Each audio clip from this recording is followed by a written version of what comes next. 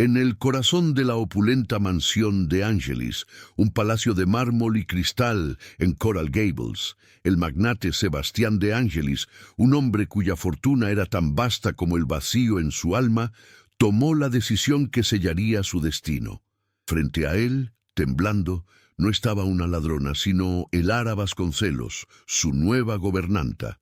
Una mujer de mirada serena, cuyo rostro le recordaba dolorosamente a su difunta esposa, Livia. La acusación resonó en el silencio del gran salón. El robo de una joya invaluable, el último vestigio de su amor perdido. Sin piedad, la entregó a la policía, ignorando la súplica en sus ojos. Pero ¿qué harías si descubrieras que la mujer que acabas de condenar es en realidad la clave para desenterrar la mentira que ha envenenado tu vida durante 20 años? Pero antes de revelar cómo un simple collar puede destruir un imperio de mentiras y reunir a una familia destrozada por la traición, haz una pausa. Si crees que el destino tiene el poder de reescribir hasta la más cruel de las historias, toca el botón de me gusta para fortalecer esta corriente de esperanza y suscríbete ahora mismo. Te lo aseguro, lo que está a punto de suceder en esa fría sala de tribunal cambiará todo lo que piensas sobre la justicia, el perdón y las segundas oportunidades. Esta es una de esas historias que demuestran que el pasado, por más enterrado que esté, siempre encuentra la manera de volver para reclamar lo que es suyo. Sebastián no actuó solo por el dolor de su luto. La serpiente susurraba en su oído. Su cuñada, Victoria Montemayor, una mujer cuya sonrisa elegante ocultaba una envidia tan antigua como venenosa, había orquestado todo. Fue ella quien plantó la joya en las humildes pertenencias de Elara, sabiendo que el recuerdo de Livia era el punto más débil de Sebastián. Mientras tanto, en una celda fría y desoladora, Elara se aferraba a su único tesoro, un viejo medallón que ocultaba bajo su uniforme. No sabía que en sus manos no solo estaba su libertad, sino el destino de una familia entera, unida por un secreto que Victoria haría cualquier cosa por mantener enterrado para siempre.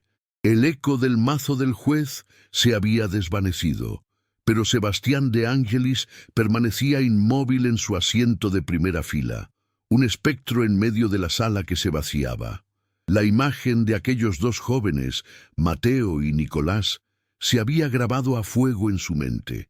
No era solo un parecido, era un espejo imposible, un reflejo de su propia juventud que lo miraba con ojos llenos de una acusación silenciosa. Cada rasgo, cada gesto, era una daga que destrozaba la coraza de frialdad que había construido durante 20 años. La duda, un veneno lento y certero, comenzó a extenderse por sus venas. ¿Cómo era posible? ¿Quién era realmente Elara Vasconcelos? En ese instante, la certeza de su traición se hizo añicos, reemplazada por una pregunta aterradora que lo cambiaría todo. ¿Y si había condenado a la mujer equivocada? Al día siguiente, la tensión en la oficina principal de The Angelis Corp. Era tan densa que podía cortarse con un cuchillo. Sentados frente a su imponente escritorio de caoba, Mateo y Nicolás lo observaban con una mezcla de desprecio y cautela. No querían su ayuda, y mucho menos su dinero, pero sabían que sin sus recursos, la batalla estaba perdida. «No les pido que confíen en mí», dijo Sebastián, su voz más grave de lo habitual, delatando la tormenta interna que lo consumía. «Les pido que me dejen ayudar a encontrar la verdad. Necesito saber, necesito entender». Les ofreció acceso ilimitado a sus investigadores privados y a los mejores expertos forenses del país. Fue un pacto frágil, sellado no con un apretón de manos, sino con una mirada compartida de desesperación y un objetivo en común: limpiar el nombre de Elara y desenterrar el secreto que los unía. Mientras tanto, en las sombras de la mansión, Victoria Montemayor sentía el pánico apoderarse de su alma. La aparición de esos gemelos era una variable que no había previsto, un fantasma del pasado que amenazaba con derribar su castillo de mentiras. Con una sonrisa calculada, se acercó a Sebastián esa noche, encontrándolo perdido en sus pensamientos frente a un ventanal. «Querido, sé que estás confundido», susurró, su voz como seda envenenada. «Pero no te dejes engañar por esos muchachos. Son oportunistas, buitres que han visto una oportunidad de sacar provecho de tu dolor. ¿Quién sabe de dónde salieron? Seguramente quieren una parte de tu fortuna». Cada palabra era una gota de ácido, diseñada para corroer la incipiente alianza y mantener a Sebastián ciego, atrapado en la red de engaños que ella había tejido con tanta paciencia. Pero lejos de las intrigas palaciegas, en la fría y austera sala de visitas de la prisión, una luz de esperanza comenzaba a brillar. El Ara, vestida con el uniforme gris que le habían dado, lloraba por primera vez no de tristeza, sino de una emoción abrumadora que le llenaba el pecho. Ver a sus hijos, convertidos en hombres fuertes y decididos, luchando por ella, era el milagro que había rezado en silencio durante años. «Vamos a sacarte de aquí, mamá, te lo juramos», le dijo Mateo, su mano presionada contra el grueso cristal que los separaba. Nicolás asentía, sus ojos firmes transmitiendo una confianza inquebrantable. En ese momento, el Ara supo que no estaba sola. El amor de sus hijos era su verdadera joya, un tesoro indestructible que ninguna mentira ni ninguna pared de concreto podría arrebatarle jamás. La batalla apenas comenzaba, pero por primera vez en mucho tiempo, sentía que podía ganarla. La desesperación helada se apoderó de Victoria Montemayor al ver que sus manipulaciones verbales no habían surtido efecto. Sebastián seguía colaborando con esos dos intrusos y cada día que pasaba, el peligro de que la verdad saliera a la luz se volvía más real. Comprendió que las palabras ya no eran suficientes. Necesitaba actuar, dar un golpe certero que sembrara el pánico y rompiera esa alianza antinatural. Su objetivo era claro: doña Inés Ferrer, la anciana que había criado a los gemelos, la única pieza suelta de su pasado que podía conectar los puntos. Esa misma noche, un ladrillo envuelto en una nota anónima se estrelló contra la ventana de la humilde casa de Inés. Las palabras, escritas con letras recortadas, eran como cuchillas. «Los secretos viejos deben morir con quienes los guardan». El teléfono sonó en mitad de la noche, despertando a Mateo con un sobresalto.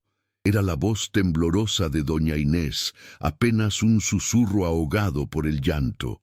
Él y Nicolás no tardaron ni 15 minutos en llegar, encontrando a la mujer que los había criado hecha un ovillo en un sillón, rodeada de cristales rotos y con el terror grabado en sus ojos. La impotencia amarga los invadió. Eran abogados brillantes, capaces de desmantelar argumentos en un tribunal, pero se sentían completamente inútiles frente a esa violencia anónima y cobarde.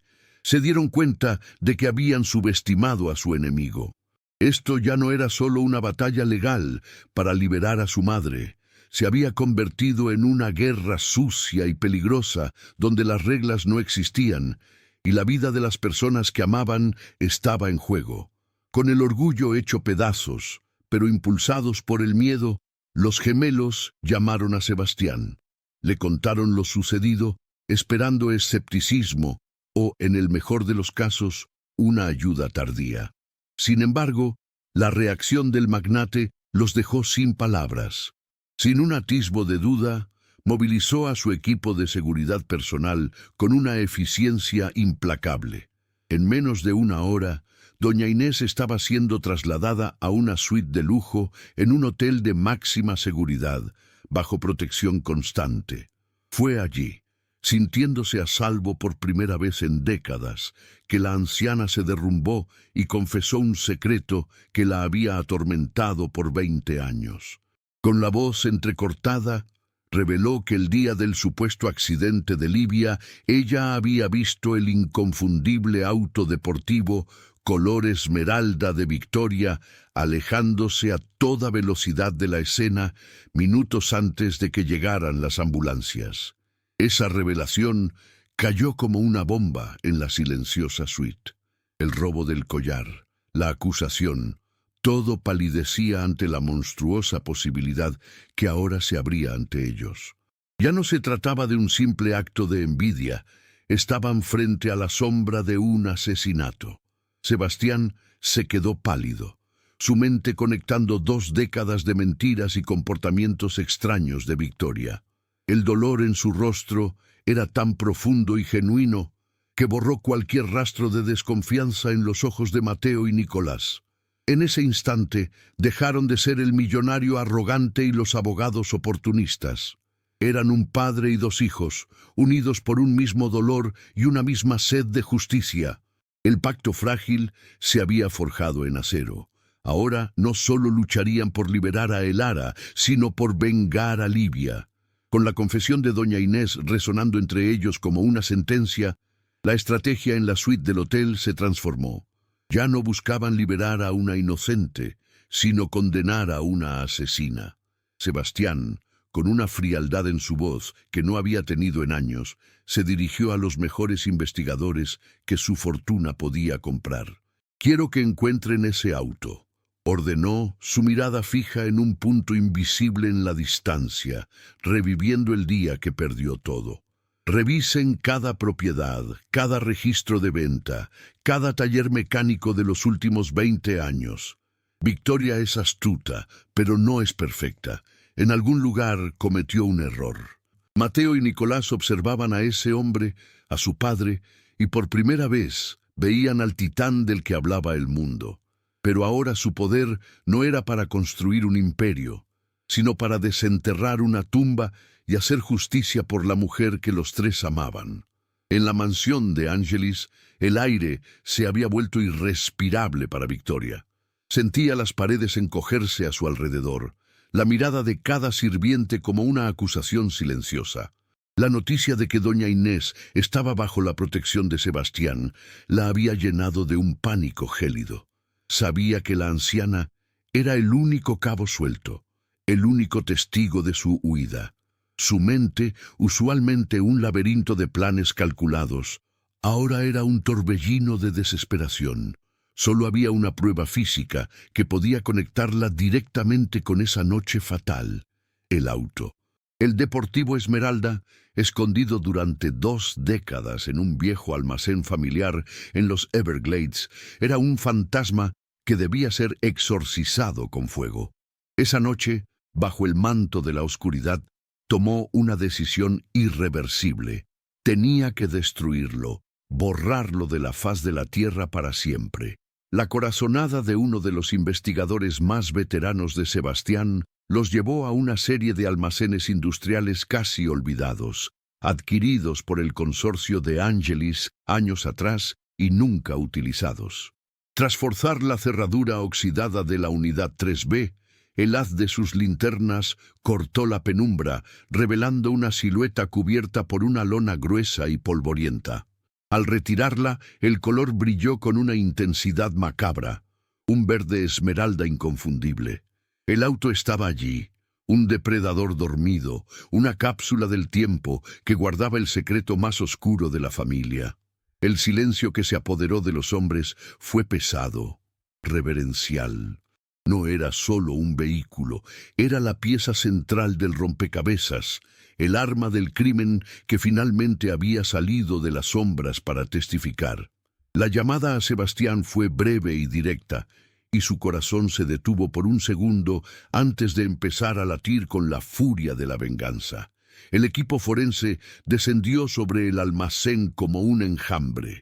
Cada centímetro del auto fue examinado con una precisión quirúrgica, buscando la hebra, la fibra, la partícula que lo conectara con la escena del crimen. La encontraron en un lugar inesperado.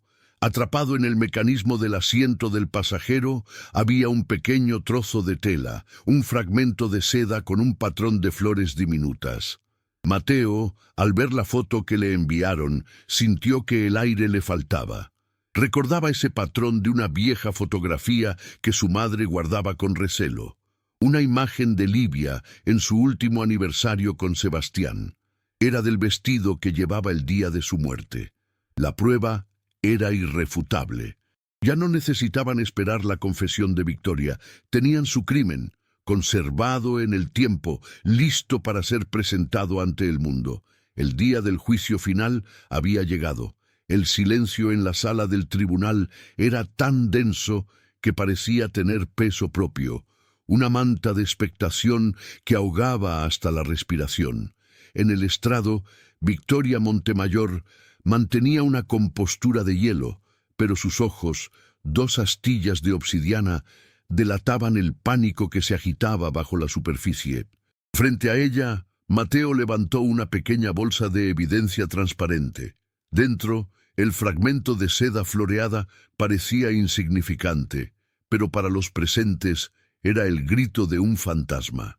«Este trozo de tela», comenzó Nicolás, su voz resonando con una calma letal, «fue encontrado en el mecanismo del asiento del Deportivo Esmeralda que usted ocultó por 20 años. El mismo auto que doña Inés la vio conducir alejándose del lugar donde mi madre, donde Livia de Angelis, tuvo su accidente». Sebastián sintió que el corazón se le detenía, viendo cómo el último hilo de su negación se deshilachaba frente a sus ojos. Victoria soltó una risa seca, un sonido frágil y discordante. ¿Un trozo de tela? ¿Esa es su gran prueba? Podría ser de cualquiera. Livia tenía docenas de vestidos. Su arrogancia era su última línea de defensa, un muro que los gemelos se preparaban para demoler. Fue entonces cuando Mateo proyectó una imagen en la gran pantalla de la sala. Era una fotografía familiar, radiante de felicidad. Sebastián y Livia, abrazados en el jardín de la mansión. Ella llevaba puesto un vestido de seda, adornado con el mismo patrón de flores diminutas. El aire abandonó los pulmones de Victoria. La imagen era un espejo del pasado que la acusaba sin piedad. «No es un vestido cualquiera, Victoria», dijo Mateo, su voz temblando de una furia contenida. «Es el vestido que llevaba el día que murió, el día que usted la mató. Esa fue la estocada final». La máscara de Victoria se hizo añicos, revelando el rostro retorcido de una envidia que había supurado durante 2 décadas. Sus ojos se inyectaron en sangre y se puso de pie de un salto, señalando el retrato de su hermana en la pantalla. «¡Sí! ¡Fui yo!», gritó, su confesión rasgando el silencio como un relámpago. La odiaba, siempre perfecta, siempre amada. Tenía todo lo que yo merecía. Tenía a Sebastián. Esa noche la seguí, le corté el paso en la carretera. No quería matarla, solo asustarla, hacerla sufrir un poco, pero perdió el control, y fue hermoso ver cómo todo su mundo perfecto se estrellaba. Y después acusé a esa impostora para que Sebastián nunca encontrara la paz, para que su recuerdo siguiera siendo solo mío. La sala entera quedó petrificada, testigo de la erupción de un volcán de maldad pura. El caos se desató.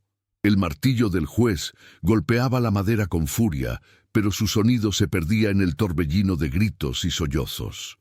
Sebastián se desplomó en su asiento, el peso de 20 años de mentiras aplastándolo, el dolor por Livia y la culpa por el Ara fusionándose en una agonía insoportable.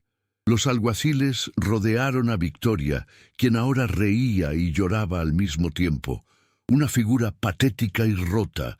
Mientras la esposaban y se la llevaban, sus ojos buscaron los de Sebastián una última vez, no con arrepentimiento, sino con un triunfo venenoso.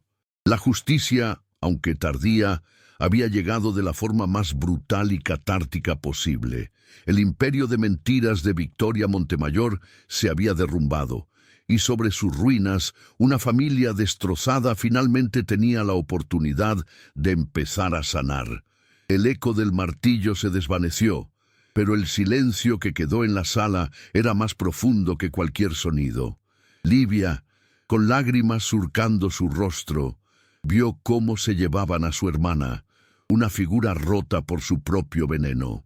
Entonces sintió una presencia a su lado. Era Sebastián, de pie, temblando, con un abismo de 20 años de dolor y arrepentimiento en su mirada. «Livia, perdóname», susurró, su voz quebrada por un sollozo que había contenido por demasiado tiempo. Ella no respondió con palabras. Simplemente levantó su mano y acarició su mejilla, un gesto que borró décadas de ausencia. Mateo y Nicolás se acercaron, rodeando a sus padres con sus brazos, formando un círculo de amor y perdón. En medio del caos judicial tuvieron su primer abrazo, uno que selló el pasado y prometió un futuro, una familia renacida de las cenizas. La justicia, aunque tardía, fue implacable. Victoria Montemayor fue condenada a pasar el resto de sus días en una celda, pagando no solo por el intento de asesinato y la difamación, sino por cada lágrima y cada año robado a la familia que intentó destruir. Al salir del tribunal, Sebastián, Livia, Mateo y Nicolás enfrentaron un mar de cámaras y periodistas, pero por primera vez no estaban solos. Caminaron como un frente unido e inquebrantable, con Sebastián protegiendo a Livia con un fervor que el mundo no le había visto en 2 décadas. Al llegar a la mansión, las imponentes puertas de hierro no se sintieron como la entrada a una prisión dorada, sino como el umbral de un verdadero hogar. Esa noche, por primera vez en 20 años, las luces de la casa no iluminaban la soledad, sino la esperanza de una familia que empezaba a reconstruirse.